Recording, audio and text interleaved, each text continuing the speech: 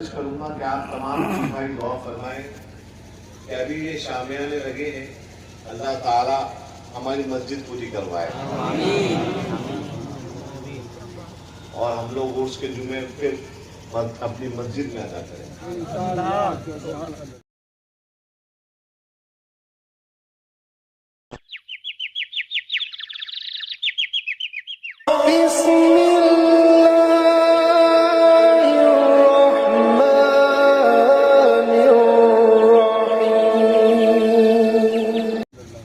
ماشاءاللہ امام اعظم ابو حنیفہ کا دن گیا اور آج 3 شعبان یعنی ولادت باسعادت اس کی، جس کے بارے میں رسول اللہ فرما رہے ہیں حسین منی وانا من حسین، حسین منی وانا من حسین، آپ خطبہ دے رہے ہیں اور روایتوں میں آتا ہے، صواعق المحرقہ میں آتا ہے کہ چھوٹے چھوٹے سے حسنین کریمین طیبین طاہرین امامین سرخ رنگ کے لبادوں میں اور جبوں میں چھوٹے چھوٹے کھیلتے کودتے ہنستے بلکتے مسجد میں داخل ہوتے ہیں۔ رسول اللہ خطبہ دے رہے ہیں، رسول اللہ خطبہ دے رہے ہیں اور حسنین چھوٹے چھوٹے ننھے منھے حسنین، رسول اللہ کی آنکھوں کی ٹھنڈک، رسول اللہ کا ذکر اور رسول اللہ ہماری آنکھوں کی ٹھنڈک، اور حسنین رسول اللہ کی آنکھوں کی ٹھنڈک۔ ہماری جانیں رسول اللہ پہ قربان، ہمارے ماں باپ اور ہم ہماری آل اولاد رسول اللہ پہ قربان، اور رسول اللہ صلی اللہ علیہ وآلہ وسلم کا فرمان جب حسنین کو دیکھیں تو فرمائے فداکما ابی و امی، تمہارے اوپر میرے ماں باپ قربان۔ تو یہی ہمارے امام اس بچپنے کے عالم میں اپنے بچپنے کی مستی میں اچھلتے کودتے مسجد میں داخل ہو رہے ہیں اور رسول اللہ علیہ الصلوۃ والسلام اللہ اکبر خطبہ دے رہے ہیں، کھڑے ہو کر آپ خطبہ دے رہے ہیں۔ حسنین آتے ہیں، رسول اللہ ممبر سے نیچے اتر کے دونوں کو پکڑ لیتے ہیں بیچ خطبے میں۔ آپ نے اکثر سنا ہوگا کہ علماء کرام ایک بات مستقل تلقین کرتے ہیں آپ کو، کس بات کی؟ کہ جب جمعے کا خطبہ دیا جائے تو احترام کے ساتھ سنو، ہے کہ نہیں؟ یہ ہمیشہ علماء سے آپ نے اپنے اپنے علاقے کی مسجدوں میں سنا ہے، احترام سے سنو۔ خطبے کے احکام الگ الگ ہیں، کہیں فرض کہیں واجب ہے، کہیں سنت مؤکد ہے، کہیں مستحب ہے، یہ الگ الگ احکام ہیں۔ عید کے خطبے الگ، جمعے کے خطبے الگ، نکاح کا خطبہ الگ، تمام کا حکم الگ الگ ہے، مگر سننا سب کا واجب ہے، سننا۔ تو میں پوچھتا ہوں سبحان اللہ، حسنین کیا کر رہے تھے اور رسول اللہ کیا کر رہے تھے؟ حسنین اچھل کود کے آ رہے تھے، وہ بھی اپنے نانا کے امتیوں کو کچھ بتانا چاہ رہے تھے۔ رسول اللہ اللہ کی توحید کا خطبہ دے رہے ہیں، اسلامی احکام بتا رہے ہیں، حسنین آتے ہیں، رسول اللہ خطبہ بیچ سے چھوڑ دیتے ہیں۔ تو لوگ آج یہ کہتے نظر آ رہے ہیں اللہ اکبر کہ علی کا ذکر کیوں ہے، حسین کا ذکر کیوں ہے؟ تو میاں علی کا ذکر حسین کا ذکر ہم نے نہیں کیا ہے، کس نے کیا ہے؟ رسول اللہ نے کیا ہے۔ ما آتاکم الرسول فخذوہ وما نہاکم عنہ فانتہوا، رسول اللہ علیہ الصلوۃ والسلام جو تم کو دے دیں، تمہاری جھولی میں ڈال دیں، تم اسے تھام لو، اور جس چیز سے تمہیں روک دیں تم اسے رک جاؤ۔ دونوں چیزیں آپ کو اہل رسول میں ملیں گی۔ آقا کریم علیہ الصلوۃ والسلام نے ارشاد فرمایا کیا فرمایا؟ اللہ اکبر. آپ نے ارشاد فرمایا کہ اللہ سچ فرماتا ہے. اللہ سچ فرماتا ہے قرآن میں، انما اموالکم و اولادکم فتنہ، بے شک تمہارے مال اور تمہاری اولاد تمہارے لیے امتحان ہے. فرماتے ہیں رسول اللہ میں خطبہ دے رہا تھا اور میرے ننھے منھے بیٹے، میرے بچے، میرے نواسے یہ اچھلتے کودتے آئے تو مجھے اس بات کا خوف لاحق ہوا کہ میرے بچے گر نہ جائیں، انہیں چوٹ نہ آ جائے. سبحان اللہ. جن کی رعایت، میرے جملے پر غور فرمائیے، جن کی رعایت اللہ اور رسول کرے، پھر ان کی تعظیم کے بارے میں ہم لوگ تعبیریں ڈھونڈیں، ہم لوگ دلیلیں مانگیں. ہمارے یہاں ایسی گفتگو جاری ہو گئی کہ 10 محرم کو باقاعدگی کے ساتھ کچھ لوگوں نے اس بات کا پرچار کرنا شروع کیا کہ 10 محرم کے دن نکاح پڑھو، نکاح کرو، خوشی مناؤ. باقاعدہ ہم یہ نہیں کہتے کہ ناجائز ہے، ہم بالکل نہیں کہتے، رسول کی سنت ہے. النکاح من سنتی، رسول اللہ نے فرمایا. رسول اللہ کی سنت جس دن ادا کی جا رہی ہے وہ دن مبارک ہے. مگر شرم نبی بھی تو کوئی چیز ہوتی ہے کہ نہیں؟ سوچو ذرا، اگر اپنے نبی کو زندہ جانتے ہو. میں مین بات یہی پوچھنا چاہتا ہوں کہ رسول اللہ کو زندہ ماننے کا عقیدہ رکھنے والے آج یہ کہہ رہے ہیں کہ 10 محرم کے دن، عاشورے کے دن خوشیاں مناؤ، کھانے بناؤ، اچھے کپڑے پہنو. اللہ اکبر. میں ان لوگوں سے پوچھنا چاہتا ہوں کہ تم نے پھر رسول کو کیا مانا؟ ان کے نواسے اور ان کے خانوادے کو 3 دن کا بھوکا پیاسا، 3 دن کا بھوکا پیاسا، شہر بدر اپنے دوسرے اپنے شہر سے الگ اجنبی جگہ پر ان کو ناحق یزید نے قتل کروا دیا. ہاں یزید نے قتل کروایا. آج اگر تم یونائٹڈ نیشن چلے جاؤ اور یونائٹڈ نیشن پہ جا کے تم کہو کہ نہیں، دوسری عالمی جنگ جو ہوئی تھی اس کے اندر ہٹلر کا کوئی فالٹ نہیں تھا، وہ تو اس کے کمانڈر تھے جن لوگوں نے کیا، تو تمہیں تمہارے اوپر باقاعدہ ہیومن رائٹس کا کیس کر دیا جائے گا. ہٹلر کی سائیڈ لینے پر ہیومن رائٹس کا کیس ہوتا ہے. اللہ اکبر. تو جن کے نانا نے حقوق انسانی کے تحفظ میں احد میں اپنے چہرے کو زخمی کروایا، جن کا خون رہا، جن کے نواسے حسین نے اسی خون کی لاج رکھنے کے لیے کربلا میں اپنا اور اپنے بھتیجوں کا، اپنے بھائیوں کا، اپنے بیٹوں کا سر کٹا دیا، تو اس کے ذکر کے لیے آپ یہ کہیں کہ یہ شوق منانا صرف 3 دن کا جائز ہے؟ یہ کیسی باتیں ہو رہی ہیں آج؟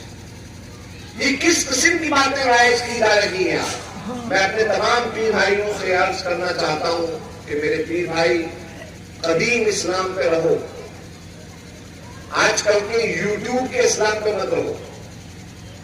میں بالکل واضح طور پہ عرض کرنا چاہتا ہوں کہ آج کل کا سوشل میڈیا پہ جو اسلام کے نام پر جو چورن دیا جا رہا ہے، چورن، اس سے بچ کے رہو.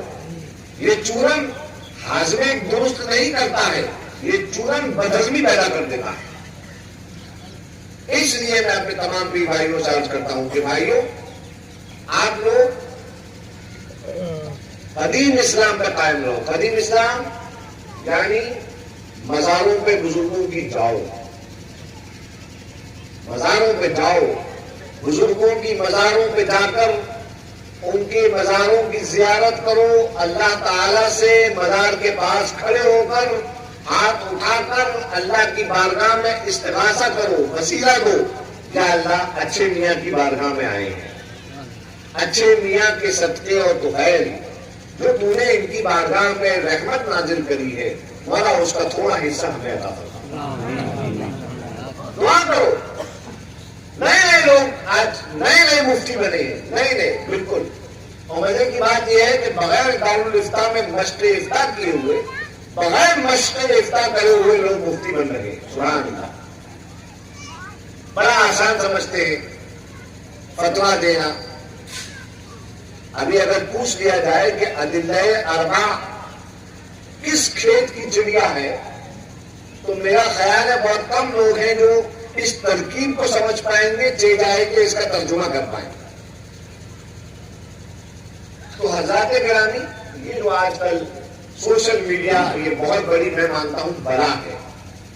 یہ اچھی بات بھی ہے، اچھائی جب اچھی چیز کے لیے استعمال کی جائے، مگر میں دیکھتا ہوں کہ آج اکثر افتراق کے لیے اس کا استعمال کیا جا رہا ہے، مسلمانوں میں بے چینی پیدا کرنے کے لیے، مسلمانوں میں افتراق پیدا کرنے کے لیے۔ اور یہ کون کر رہا ہے؟ یہ علماء نہیں کر رہے ہیں۔ جو عالم ہے وہ محتاط ہے، وہ احتیاط کرتا ہے، وہ قوم کو فساد سے دور رکھتا ہے، وہ قوم کو افتراق سے دور رکھتا ہے۔ یہ وہ لوگ کر رہے ہیں جن کی روزی روٹی، جن کا چولہا انہی اختلافات سے جل رہا ہے، جن کا چولہا انہی اختلافات سے جل رہا ہے۔ اس سے سیدی برکاتی میں آپ آئے ہیں، میں آپ کو جو صاحب عرش ہیں سید شاہ آل مصطفیٰ، میں کوئی لقب نہیں لگاؤں گا، کیونکہ آج کل لقب تو ہر ایک لگا رہا ہے، لقب ہر ایک لگا رہا ہے۔ میں نہ علامہ کہوں گا، نہ مفتی کہوں گا، میں نہ مولانا کہوں گا، میں کہوں گا سید آل مصطفیٰ۔ ان کے نام کے آگے جو سید لگا ہے، اس کے برابر کوئی لقب نہیں ہے۔ کیونکہ عالم آدمی بن سکتا ہے، مولانا بن سکتا ہے، 8 سال پڑھ لے مدرسے میں مولانا بن جائے گا، اس کے بعد 2 سال اور مشق افتاح کی مفتی بن جائے گا، محقق بن جائے گا۔ اللہ اکبر! اگر کسی حکیم حاذق کے پاس، طبیب حاذق کے پاس پریکٹس اور مشق کر لے تو حکیم اور طبیب بڑا بن جائے گا، مگر سید بنانے کا کوئی ارادہ نہیں ہے دنیا میں، سید بنانے کا۔ اور یہی تکلیف ہے، بنیادی طور پر تکلیف یہی ہے۔ میں اپنے جہاں تک میری آواز جا رہی ہے، جو ہمارے سادات کرام ہیں، میں ان سے عرض کروں گا کہ آپ لوگ ہاتھ پیر چھونے چمانے میں انٹرسٹ مت لیجیے۔ بغدادی بھائی کو معلوم ہونا چاہیے کہ باوجود اس کے کہ پشتوں سے ہمارے خاندان میں رسول اللہ کی گدی چلی آتی ہے، مگر ہمارے یہاں رواج یہ نہیں چلایا جاتا کہ میں باپ تو میرے بعد میرا بیٹا ہی جو ہے جانشین ہو۔ اگر جو شخص، میں کھلم کھلا اس بات کو عرض کر رہا ہوں کہ جو شخص اس کا مستحق ہوتا ہے وہ اس کا جانشین بنتا ہے۔ یہ ہمارے یہاں کا اصول ہے، یہ اصول ہے ہمارے یہاں کے۔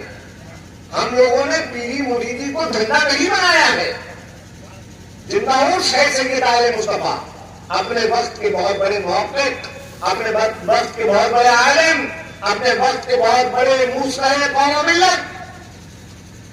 ان کے پاس ایک استفتاء آیا، ایک سوال آیا، ان کے وقت کے ایک بڑے عالم دین کے بارے میں ان کا نام نہیں سنا، ان کے وقت کے بڑے عالم دین، عالم اہل سنت، ان کے بارے میں ایک استفتاء آیا کہ فلانے مولانا ایسے ہیں، ان کے بارے میں شریعت کا کیا حکم ہے۔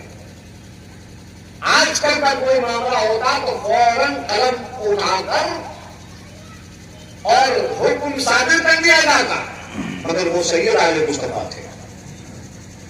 بمبئی آؤ گے آپ تو بمبئی میں ایک جگہ ہے دیونار، دیونار میں ذبیحہ ہوتا ہے جانور کا، تو جب وہاں پہ ایک چیز انٹروڈیوس کی گئی کہ ایک مشین کے ذریعے شاک دے کر جانور کو سٹن کیا جاتا تھا۔ اس کے اوپر وقت کے ایک مشہور مفتی صاحب نے، جن کو مریدوں نے مفتی صاحب بنا دیا تھا، ان مفتی صاحب نے فتویٰ دیا کہ وہاں کا ذبیحہ جائز نہیں۔ بمبئی کے لاکھوں لاکھ مسلمان پریشان، یہ بات مفتیان کرام کو اچھی طرح معلوم ہونا چاہیے کہ ان کے قلم کی نوک پر قوم کی بے چینی اور قوم کا سکون لکھا ہے. یہ حقیقت بات ہے. جو نوک قلم ہے مفتیان کرام کی، اس پر سکون لکھا ہے، اس پر بے چینی لکھی ہے. بڑا سوچ سمجھ کے فتویٰ صادر کرنا چاہیے. دادا کے پاس لوگ لے کے آئے یہ معاملہ کہ حضور سید میاں صاحب یہ معاملہ ہوا ہے، آپ دیکھیں آپ کیا کہتے ہیں. دادا نے کہا میں کچھ نہیں کہوں گا، میں دیکھوں گا. دادا نے فرمایا میں کہوں گا نہیں، میں دیکھوں گا. میں وہ نہیں جو گدی پہ بیٹھ کر حکم صادر کرتا رہے. فقیر کربلا والا ہے. حسین نے مدینے کی گدی پہ نہیں بیٹھنے کی سوچی تھی. حسین چل کے آئے تھے اپنے نانا کی امت کے لیے. کہنے لگے میں نہیں، میں حسین والا ہوں، میں حسینی ہوں، میں گدی پہ بیٹھنے والا نہیں. یہ فرما کر آپ تشریف لائے. آپ وہاں پہ جو سلوٹر ہاؤس ہے اس میں گئے. وہاں پہ آپ نے دیکھا ان کے سامنے ایک جانور کو سٹن کیا گیا. شوق دیتے ہیں وہ لوگ. سٹن کیا گیا. دادا نے دیکھا کہ وہ زندہ ہے یا مردہ. پتا چلا کہ وہ زندہ ہے. دادا نے فتویٰ دیا کہ ایسے جانور کو کا ذبیحہ وہ جائز ہے. بمبئی کے مسلمانوں نے راحت کی سانس لی. بمبئی کا بلکہ پورے ہندوستان کے مسلمانوں نے راحت کی سانس لی. یہ تھے سید العلماء.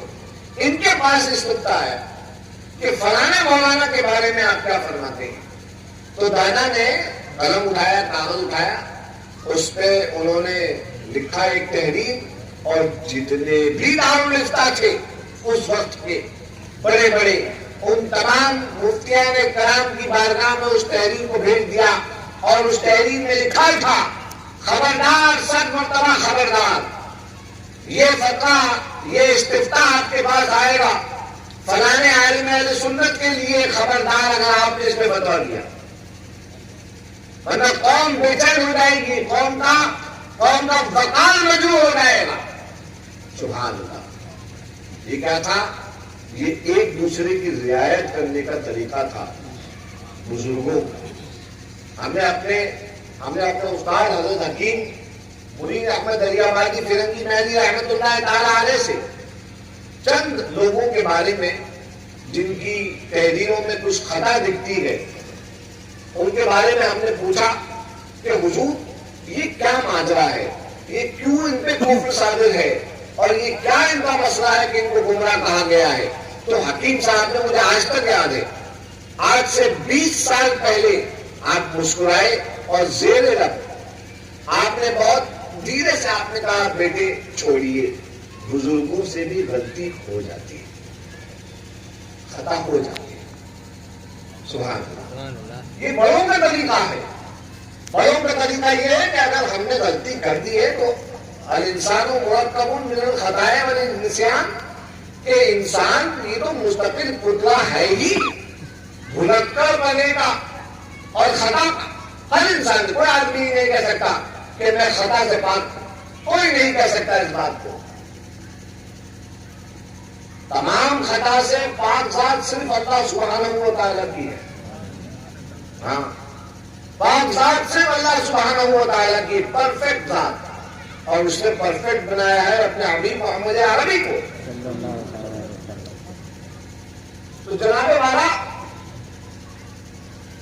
حضور سید العلماء نے فتویٰ صادر کیا، بلکہ ایک تحریر دی اور ایک بہت بڑے فتنے کو روک دیا.